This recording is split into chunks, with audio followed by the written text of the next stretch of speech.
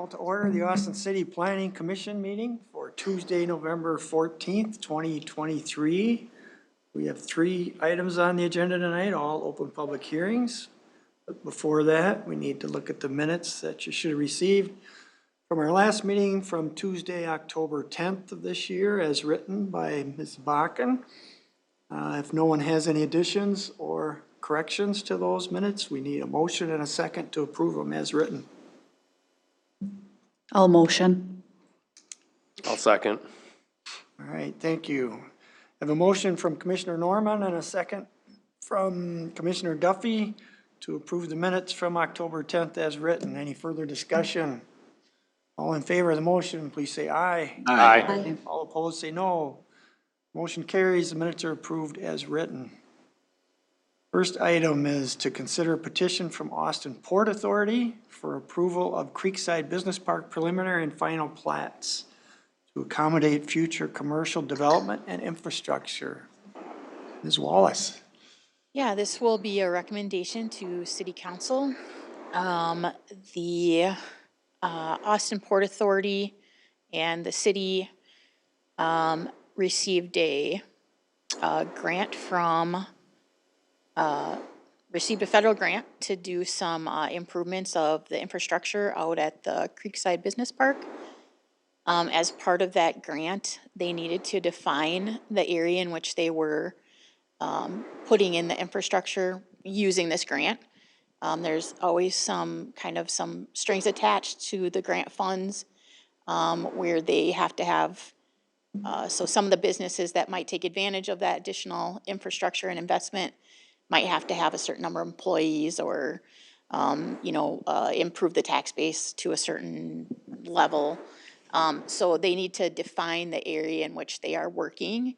And so they had this plat worked up to define the area in which the infrastructure improvements would happen. The area is currently undeveloped and is zoned I-1 Light Industrial District. The entire Creekside Business Park is zoned I-1. The property, okay, let me see here. It's a little too far.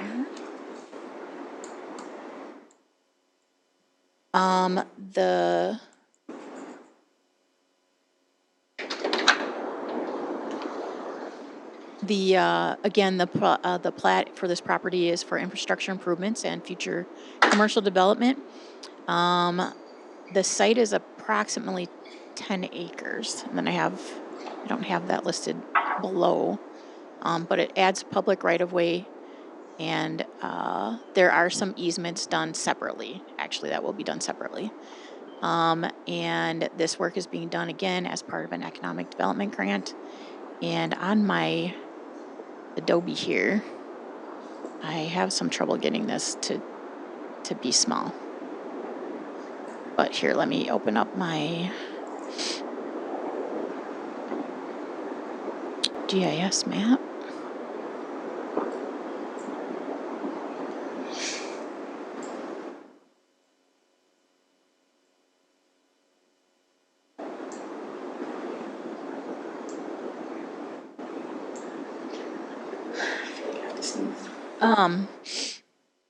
So that that platted area will be in this area here. If you have any questions, the city engineering department reviewed the plat as well as Austin Utilities, and they did not have any objections to the plat as it is shown in your packet.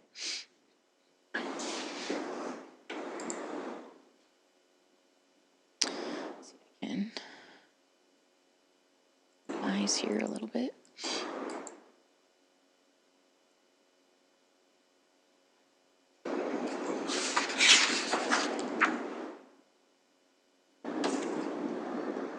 So this is where the current All for Dogs is located.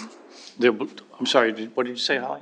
To the east, on the east side of where this area is going to be platted, that's where All for Dogs is located. Okay. Just to give you some, just to orient you a little bit. And then this is, the smaller map here shows where it's located, and then this is 45 along here, which I call 4th Street.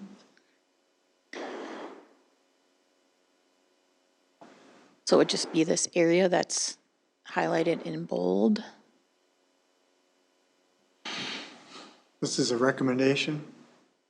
Yeah, this is a recommendation to council. So this would be a recommendation for both the preliminary and final plat, is that correct? Yes. Yeah. Yes. In this instance, everything's done. They're not going to make any changes. So it's just the final and preliminary. If for some reason they wanted to, there was a bigger development maybe, and they wanted to do a preliminary and then have you review it, you could do that. But then the final still has to be substantially similar to what the preliminary plat is. The final wouldn't necessarily have to come back to the planning commission. It could just go to council. But again, it would have to be substantially similar. But in this case, this is it. This is what the city and the Port Authority is asking for. We probably already know the answer to this question, but does this align with the comprehensive plan? Yes, the industrial park is also noted on our future land use map for use as an industrial area. I have no concerns.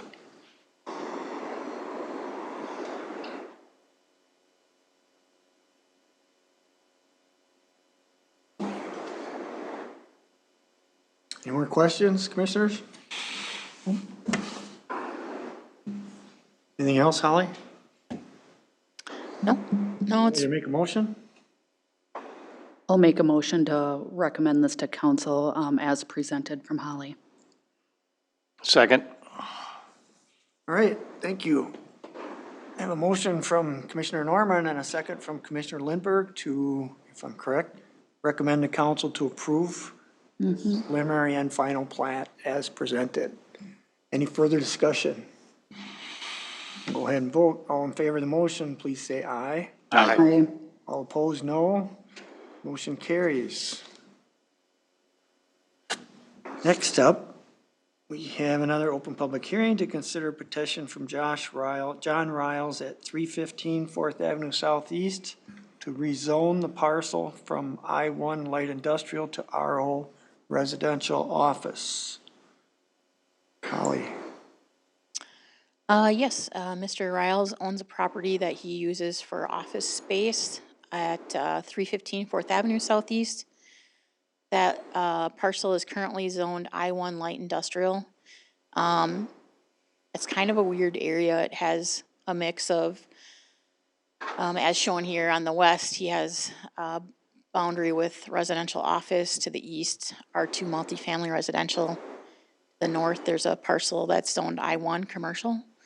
It's currently used for storage and some office and other uses. To the south, it's R2 and R1, which are multifamily and single family. There's very small amount of I-1 in commercial, so industrial and commercial in that area. It has been targeted for redevelopment and is, and that has primarily been residential. So the petitioner has made this rezoning request to amend the future land use plan and change the current use from I-1 and light industrial to RO residential office to better fit the existing use and to accommodate a garage addition. He had issues with setbacks for this addition, whichever zoning district it was, and that's primarily because I believe the office that's existing there predates some of our zoning code. And it's located right at the boundary of the property, the front yard boundary of the property. So in this instance, if it's rezoned to RO, he would have to have a variance on the front yard setback. Whereas if it stayed as I-1, he would have issues with the side setback and would need a variance from the side setback, because then it would be industrial that was adjacent to residential. So in this instance, it just seemed more appropriate to downzone that property from industrial to residential office. And so that was his request. Some of the considerations would be the consistency of the proposed zoning with the goals and policies of future land use map of the comprehensive plan. This is a requested change. The compatibility of the site with the uses permitted in the proposed zoning district. It is surrounded primarily by residential uses, with only the one industrial use to the north. The compatibility of the potential uses allowed in the proposed zoning district with surrounding uses. And again, this is a down zone from the more intensive industrial use, which even though he's using it as offices, as if it was still zoned industrial, it could be developed for industrial use. The broader area in that neighborhood is multifamily and single-family residential. And then the capacity of the infrastructure to serve or accommodate the uses permitted, and there wouldn't be any change in infrastructure in this instance. Whether the uses permitted in the proposed zoning district would cause any detrimental impacts. And the rezone or the downzone would lessen the likelihood of potential negative impacts. And the petitioner is considering removing the existing storage building to the north of the office, although that's not a requirement. And then the boundaries of the zoning district are sufficient to meet dimensional regulations, and the parcel is sufficient size to meet any dimensional regulations. And then the ability of the applicant to satisfy any other requirements, and in this instance, as noted, there would be a variance required to do the addition that he's requesting. He wishes to, so I'll pull this up.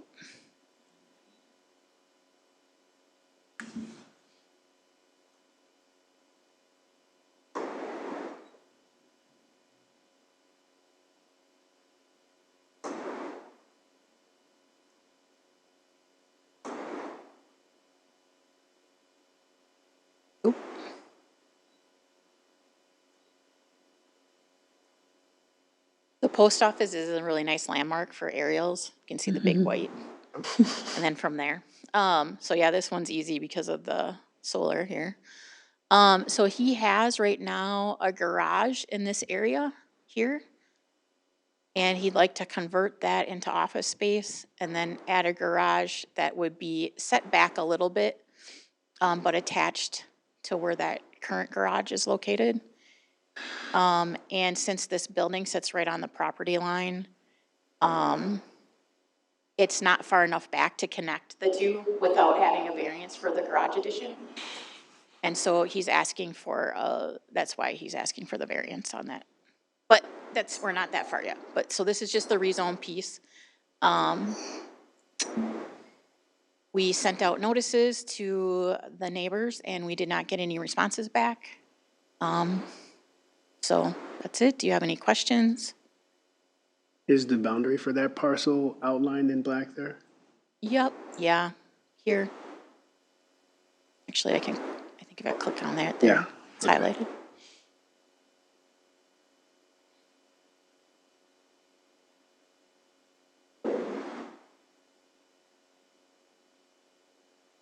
Yeah, this is one of those leftover industrial lots from when the railroad was there years and years ago. Good opportunity to get that one downgraded to a residential designation, I think, so. I agree. One more cleaned off the slate there. There's still a few left over there, but. Yeah, there's mostly residential here, but this is a industrial, this one's Right. industrial. But yeah, there's just a couple scattered around in there. And I don't think those two, I don't think their uses are actually anything more than maybe commercial. Pretty limited, yeah, pretty limited. I think they do some auto body repair here. This is storage, and there's like an office in here. But I never see anything happening there. No, Right. be nice if someday we can get those down to, Yeah, take those Yeah. I-1 uses off the tables. All right, any questions, commissioners? This recommendation also? yes, this is a recommendation.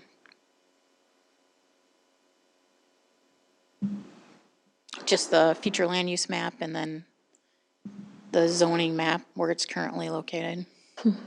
So yeah, even though some of these are industrial districts, that's not necessarily the uses that are there right now. And it's changing it from an I-1 to an RO, correct? Or- Yes, RO would Okay, be just want to make this- sure. Would be the same as the properties to the, west. And then there's this R2 multifamily here, and then this is RO to the east. I'll make a motion to recommend to council to change it from an I-1 to an RO as presented. Second. All right, thank you. I have a motion from Commissioner Norman and a second from Commissioner Stewart to recommend to council to approve the request to rezone from I-1 to RO. Any further discussion? Go ahead and vote. All in favor of the motion, please say aye. Aye. All opposed, no. Motion carries. Our third item is to consider a petition from the same property, same petitioner for a variance from the required 25-foot front yard setback, which I think Holly already explained. Yeah, so if the rezone wouldn't have gone forward, we wouldn't have went forward with the variance request. So this is written as if it was rezoned to RO. And yeah, so he wants to add a 30 by 36-foot garage to his existing building. And again, it will not meet the front yard setback. They're asking for a variance of approximately 8 feet.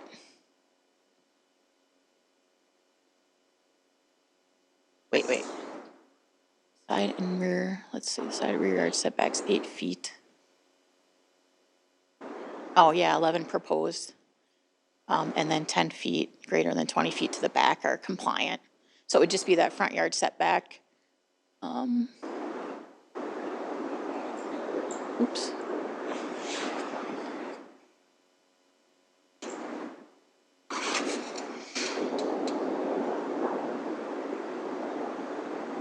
Was there a separate notice for this one, or was it, or both in the same notice? I can't, do we send out 2 notices?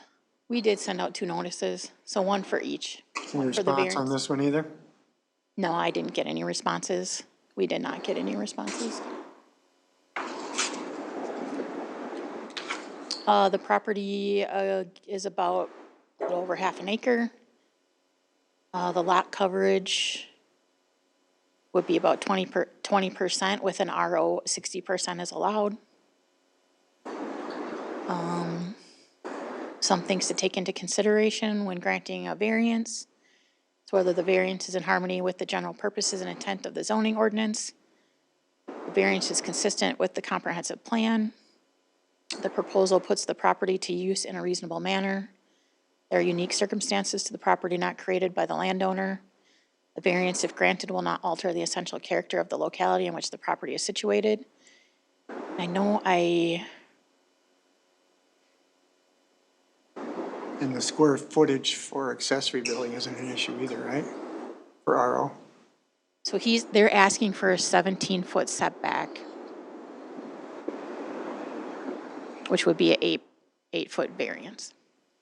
On the setback. Yeah, I just want to double check that because I hadn't written that clearly in the backup material. Because the current building can't be more than about 8 feet off the, Oh, it's not even that much, I don't Yeah. think. Existing office? Yeah, it's right. Yeah, it's right. on the line. Yeah, it's Yeah. very, Like that parking area in front. Very It's just close. asphalt that goes right to the curb. Yeah. yeah, and he wasn't actually aware of that when I first went to visit him, and we were looking at the property. I said, I think your sidewalk is mostly on your property, but maybe not even entirely. So yeah, so then we just discussed what options might be available with his current zoning and what, you know, a rezone might look like and how that would work. Seems like there is no logical alternative in this case. Yeah, I think the building location is one of those unique circumstances. That's hard to work around.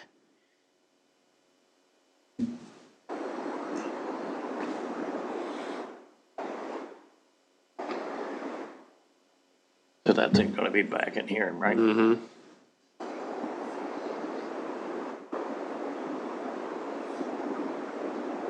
then I think oh, that was the only attachment. Yep, just that. Yeah, and the intention is to make, you know, it would match the existing office and.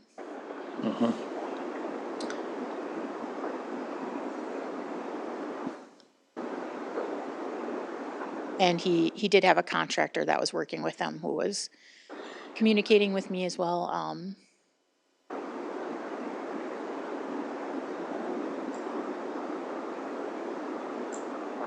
Mr. Riles is still going strong, but had some medical issues that affected his speech, so he had someone helping him a little bit with this project and discussions with me, but we were able to meet in person as well and discuss these options. So this is the route that he decided to go.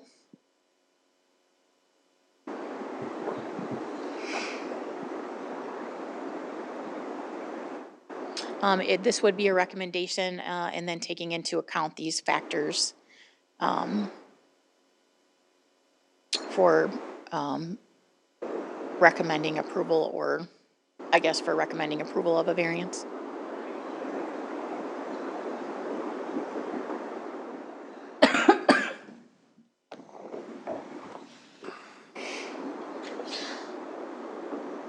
Do you have any other questions? Anybody? No. Am I ready to make a motion?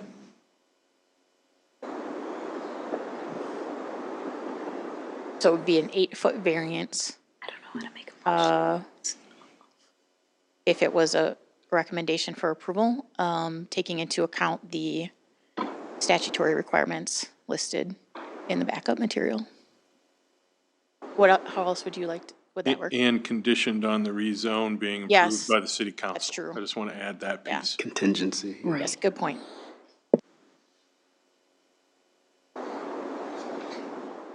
I'll make a motion to recommend to council the approval of the 8-foot variance as presented by Ms. Wallace and Mr. Byram with the contingency attached. Given the statutory requirements as noted in the documents specifically, I would note, given the unique circumstances with this property and the current location, it just seems to make sense to me. I second that. All right, thank you. I have a motion from Commissioner Burrows and a second from Commissioner Stewart to recommend to council to approve the request for the setback, including the conditions, the statutory requirements, as well as the contingency that the rezoning be approved. Any further discussion? All right, we will vote. All in favor of the motion, please say aye. Aye. Aye. All opposed, say no. Motion carries. Anything else, Ms. Wallace? I have nothing further tonight. Any other commissioners got anything? Mr. Byram? All right, need a motion and a second to adjourn. I'll make a motion to adjourn. Second? All right, I have a motion from Commissioner Lindberg and a second from Commissioner Burrows to adjourn.